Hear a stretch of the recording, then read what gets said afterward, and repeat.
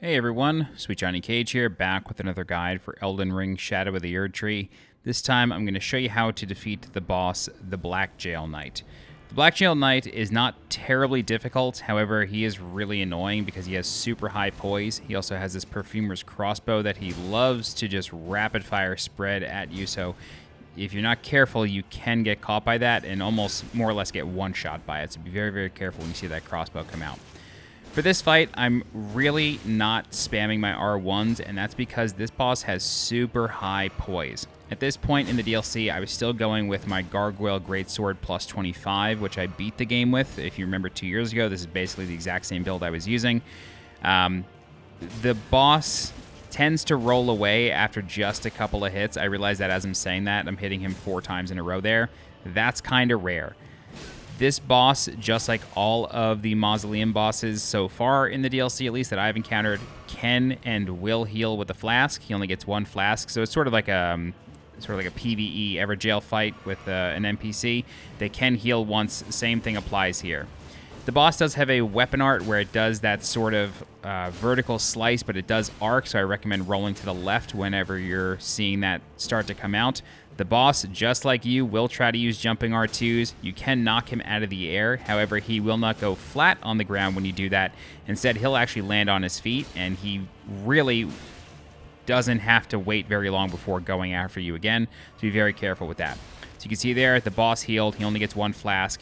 And just like all of the other NPC fights in the game, the boss will attempt to use his flask again, so you can sort of exploit that and then just go in on him once you see that flask come out.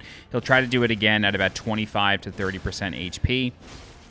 What I will say is that these bosses can bleed if you're using a bleed build. They look like ghosts, but they do count as human. So if you have a bleed build, just keep going. You should be able to get him to bleed. I was not able to actually break his poise, however. It seems like he has a super, super high poise rating.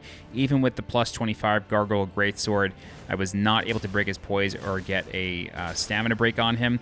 If you're able to backstab him, go for it. He just moves so quickly that I wasn't even attempting it, especially because his sword just deals so much damage.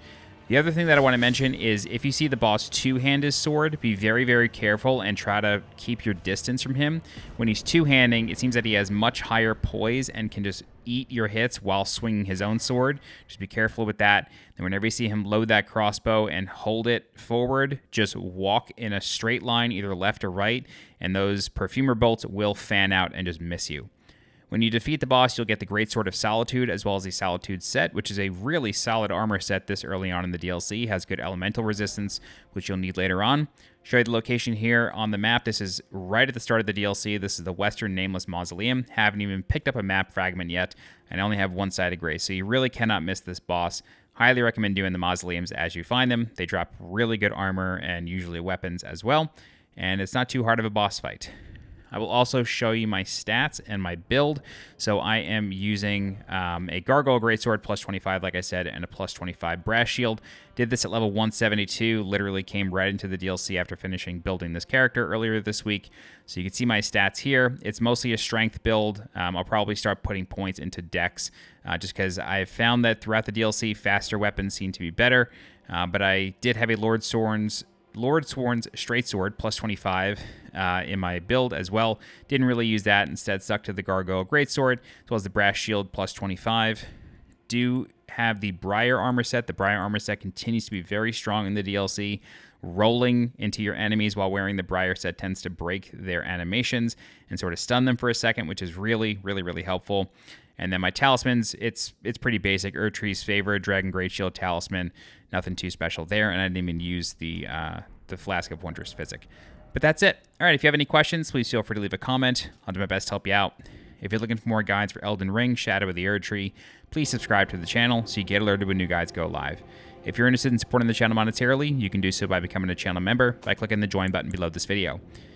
You can also leave a super thanks by clicking the heart icon below this video. Don't forget to join my community Discord. The link for that is in the description below. As always, I'm SweetJohnnyCage. Thank you so much for watching, and I'll see you next time. Bye-bye.